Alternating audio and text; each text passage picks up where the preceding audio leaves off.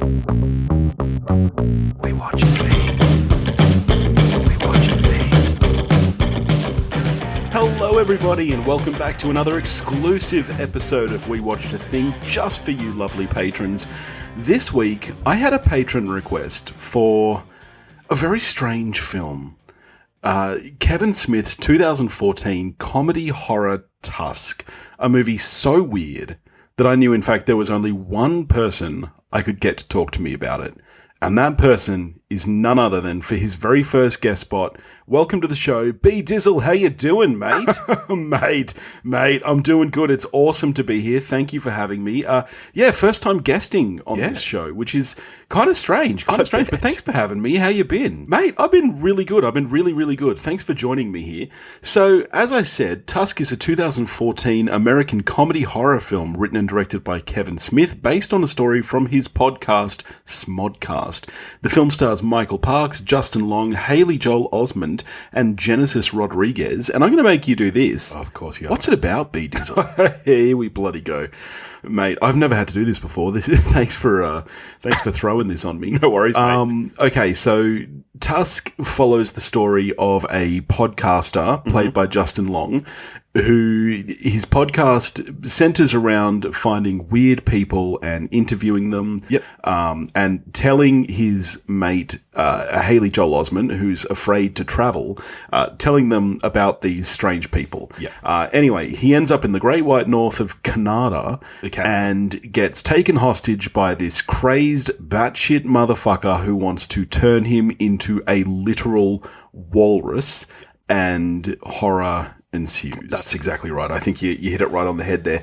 Now, I'm a huge Kevin Smith fan, as I know you are as well. Big time. So, I mean, did you listen to SModcast? Were you a SModcast listener at the time? No. I listened to a lot of his other podcasts. I was always a big fan of Hollywood Babylon. I quite liked Jane Silent Bob Get Old. SModcast was always a little bit too disjointed for my life. It was all just a little bit all over the place. It was kind of just rambling about random bullshit. I felt the same. So I was aware of the, hashtag walrus yes, walrus no phenomenon that happened after the episode. And I'm aware of the kind of planning of it. But no, I was not an actual listener. So I didn't vote walrus yes or no. I probably would have voted yes, to be honest. I think that the story is actually quite interesting. And cool. I think that this movie has its merits.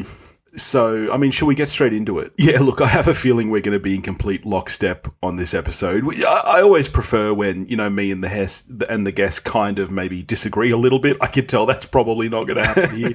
But, yeah, look, I agree with you 100%. I think that the story is actually a really interesting concept. And for the most part, I think Kevin Smith does an admirable job of pulling this off. For someone who was, up to this point, really known for comedy and very, very talky, dialogue-driven, heavy comedy.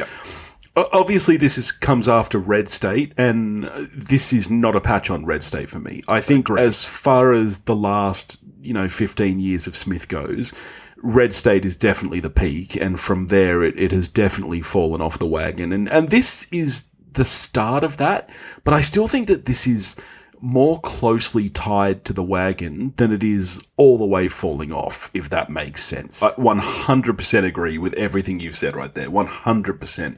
I think that particularly the first half of this movie is actually really strong. I think that, and we saw this in Red State, we saw that Smith actually has a really good eye for horror. I think the atmosphere he creates in this film is actually very, very strong. Yes. For me, the problem actually comes in when it gets more comedic. For me, this film completely falls apart in the back half with the introduction of Johnny Depp's character, Guy Lapointe.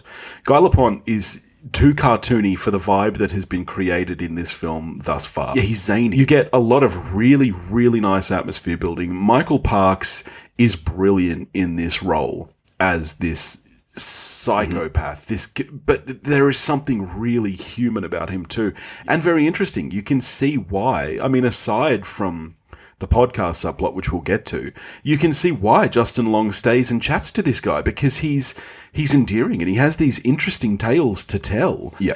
And I think he pulls that off really well. And same with Justin Long. Justin Long is very likable. He's really fallen off in the last couple of years, and I can't think of the last thing I saw him in. Yeah, true. But he's very, very, very likable in this film, and he pulls it off really, really well. The problem really starts in that back half where we start to follow the investigation, because it becomes a little bit of a Pink Panther film for me.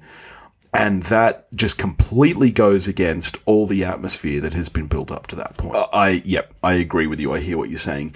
Yeah, I agree. I think the acting from those two leads is incredibly strong. I think Michael Parks is so great in this role. Yeah. And again, we saw that in Red State. And this is what I don't understand. I read an interview with Kevin Smith where he said he was inspired to make this film to kind of fix the mistakes he made with Red State. Yeah, I read the same Michael thing. Parks a bit more. But, I mean, look, like I said, I think Michael Parks is strong in this film, but Red State is far superior as far as I'm concerned. Same. Rounding out the cast, I also actually really love Haley Joel Osment. I've spoken about Haley Joel Osment on the show before, quite recently with Sixth Sense and about a year ago about AI. I love AI. I thought he was an incredibly strong child actor. And even though he kind of fell off the radar, this film actually shows me that he definitely still has those chops. I think he's very, very likable in this film. Yeah. And, we saw him recently with The Boys, where he had a bit of a cameo bit part. And again, that just showed me that this guy is still... It's a real shame that he fell off so hard, and that often happens with child actors, but he's still very likable and very strong in this film, and I appreciate that his character sticks around. Can we talk about the podcast? Yeah, let's do that. Look, I love Kevin Smith. I'll always love Kevin Smith. Yes, his films have, in recent times, been a little bit underwhelming. Jay and Silent Bob, whatever the fuck that most recent one was called, the sequel to Strike Back. Puddle of shit. Absolute puddle of shit. Absolute. Just abysmal. I'll always still have a soft spot for him, though, and, it's been on a break for COVID, but I've seen Hollywood Babylon live, and I would absolutely continue to listen to that if it was still going. I am a fan of his podcasts. Yeah. This film, for me, though, definitely proves that Kevin Smith has never listened to a podcast in his life. Yeah. Yes, he might be a podcaster, but that's just because he loves to talk.